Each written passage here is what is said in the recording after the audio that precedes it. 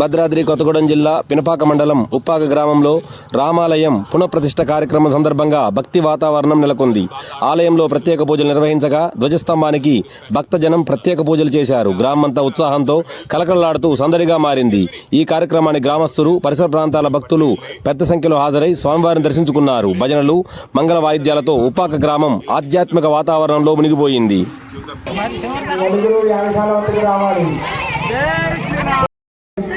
కాబట్టి ఈ 3 రోజులు కూడా పూజ చేసినందుకు గాను 300 రూపాయలు రుసుము నిర్ణయించడం జరిగింది.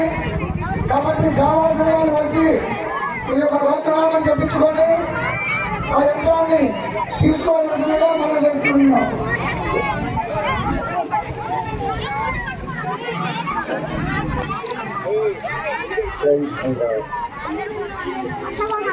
ఆ యొక్క యంత్రాలు మనకి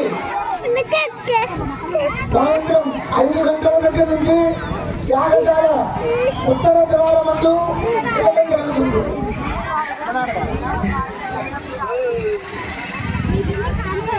సాగర వాళ్ళు యాగశాల దగ్గర రావాలయ్యా.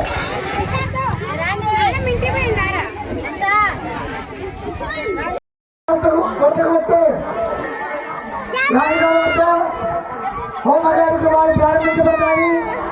తదనంతరం విగ్రహాలకి ఇప్పుడు ఎలా అయితే పాలు నీళ్లు ఎలా అయితే పోస్తున్నారో అదే విధంగా సాయంత్రం 7 గంటల